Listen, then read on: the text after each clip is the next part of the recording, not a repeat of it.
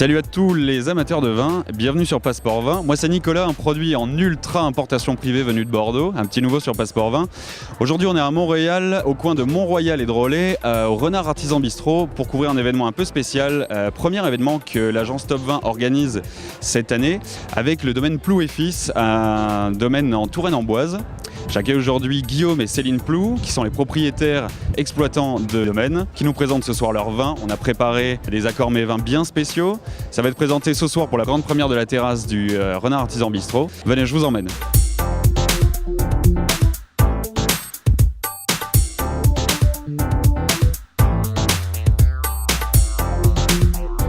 Ce soir, c'est une soirée dégustation à Cormet et Vin.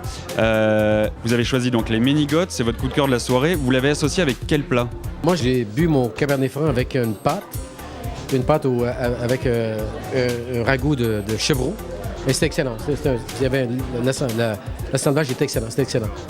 J'ai vraiment apprécié. Et le chenin blanc, j'ai pris le chenin blanc avec un tartare de thon. Et c'était excellent. Chenin blanc, on parle de la cuvée Léo d'Artigny, millésime 2012. Millésime 2012, exact. Et ça, c'est millésime 2009, je pense. 2009 pour les Ménigotes. Très bon. Donc, on s'est régalés, tous. Merci beaucoup.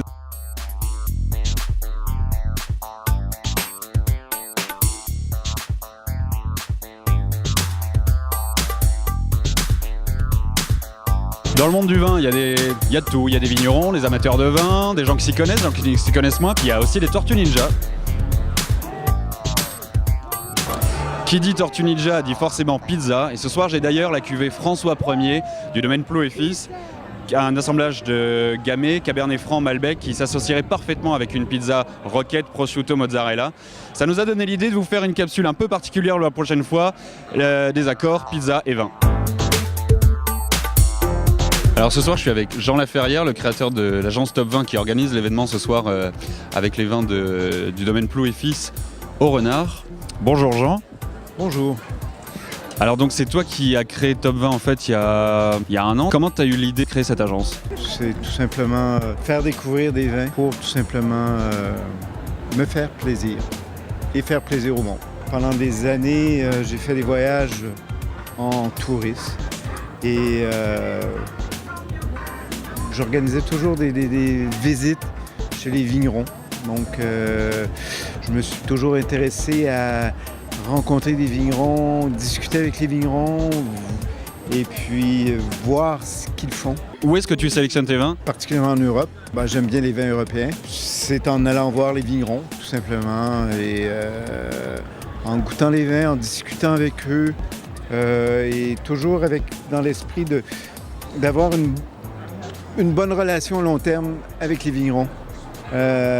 C'est un côté, tout simplement, l'humain compte beaucoup, les vins aussi bien entendu, mais un bon vin sans le côté humain, non, ça passe pas tout simplement.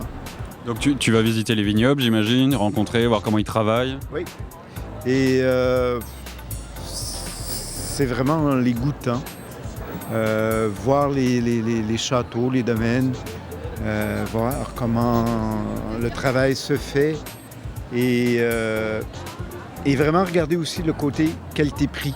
Ça, c'est vraiment un point essentiel. Alors, donc, ça, c'est un exemple de vin rouge du domaine Ploux et Fils. Toi, tu es plutôt sur le blanc. Qu'est-ce que tu es en train de... Chenin blanc, c'est le haut d'Artigny. Et c'est 100% chenin blanc, cépage blanc, qui sert aussi au domaine Ploux pour faire la méthode traditionnelle. Alors, qu'est-ce qu'une méthode traditionnelle ou méthode champenoise? On peut dire les deux termes? Non, c'est vraiment méthode traditionnelle dans le sens que la méthode champenoise, qui était autrement, on parlait de méthode champenoise, c'est réservé pour le champagne. Alors, on parle plutôt de méthode traditionnelle maintenant. C'est la même méthodologie de travail qu'en Champagne, mais comme la Champagne a un droit tout à fait légitime sur le nom, eh bien, on parle à ce moment-là de méthode traditionnelle. Et c'est, dans le cas des Ploux, c'est fait avec le chenin blanc. Donc, et c'est un domaine quand même qui va de père en fils depuis 1508.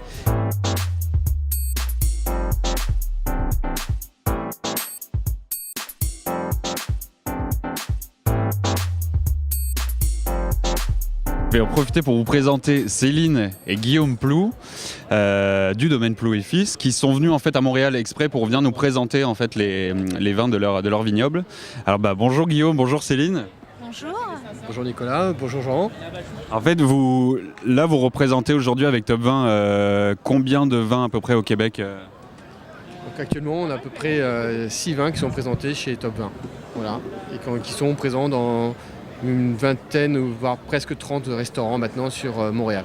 C'est quel type de restaurant? Est-ce qu'on peut trouver ces vins dans certains types de restaurants ou est-ce que c'est assez éclectique C'est très éclectique comme tu dis, ça va aller des restaurants très bistrot, très gastro, à un restaurant un peu plus pizzeria ou burger ou même thaïlandais. Donc on va convenir à peu près à tous les plats. Voilà, les vins de Loire s'accommodent avec beaucoup de plats, donc c'est très facile à mettre dans les restaurants. Voilà. Top 20 nous a organisé un événement ce soir au Bistrot Le Renard où on essaye d'accorder les mets avec les vins. C'est une chose qui est très en France qui est très suivie, c'est-à-dire qu'on ne peut pas accorder tous les vins avec tous les mets. Il faut respecter la nourriture, respecter les goûts, respecter le vin. Et ce qu'on fait, justement, on essaye d'éduquer un petit peu nos clients et éduquer nos clients québécois ici. Voilà. Moi, j'ai vraiment eu un coup de cœur sur une cuvée en particulier. C'est l'Élixir. Le Malbec, on s'attend tout le temps à quelque chose d'assez tannique, assez la grosse confiturade nord-américaine. Mais là, on est vraiment sur quelque chose de super sur le fruit, vraiment délicat. Effectivement, tu as raison. C'est que le Co ou le Malbec, c'est un cépage qui a beaucoup de mâche, qui est très puissant et qui peut devenir très astringent. Et une autre façon de faire, qui est traditionnelle, que mon grand-père nous a appris, c'est oxygéner les vins pour amener des fruits. Et donc là, on utilise des foudres qui font une capacité de 3000 litres. 3000 litres de... Une barrique classique, c'est combien de litres à peu près Une barrique classique, c'est 225 litres. Et donc là, c'est vraiment un gros volume. Donc 3000 litres, c'est une barrique haute comment Donc une circonférence à peu près de 2 mètres. Voilà, et c'est pour augmenter la surface de contact extérieur, pour donner beaucoup plus d'oxygène au vin. Et donc le fait d'oxygéner, développer des arômes de fruits et de souplesse. Et ce qui est comme ça qu'on obtient des Malbecs souples avec des arômes un peu de griotte, de pruneaux bien... voilà. C'est un peu notre façon de faire pour le Malbec. Alors, je sais que c'est pas le gros de votre production. Vous êtes vraiment, je crois que vous êtes sur 90 hectares, c'est ça, de vignes. Votre produit phare, c'est quoi? Alors, nos produits phares, il y en a, on va avoir 2. Ça va être la méthode traditionnelle, hein, la façon d'un cornet champagne, mais en Touraine. Donc, on va faire exactement le même travail, mais à base de chenin. Et le deuxième, ce sont les vins rouges. Voilà. Donc, juste pour le méthode traditionnelle, ce qu'on disait avec Jean tout à l'heure, si je comprends bien, c'est fait comme un champagne, mais comme vous n'êtes pas en Champagne, ça s'appelle pas champagne. Par contre, on paye ça 3 fois moins cher, c'est ça? C'est résumé comme ça, oui, tout à fait. C'est bien résumé. Voilà. Donc, c'est fabrication, on passe sur les 3 étapes majeures qui sont la double fermentation, le remuage et le dégorgement, comme un champagne, mais fait à partir de notre vin et avec des maturités et des conditions de vendange qui sont différentes, un terroir différent, mais c'est sensiblement à la fin un vin pétillant qui va ressembler à un champagne. Guillaume, Céline, Jean, merci beaucoup de nous avoir expliqué toutes ces belles choses autour de vos vins. Si jamais on veut plus d'infos sur les vins, je crois qu'on peut aller sur le site de Top 20. Oui, tout à fait. Sur Facebook, Twitter, Instagram, vous êtes partout. Absolument, tout à fait. Merci à tous en tout cas.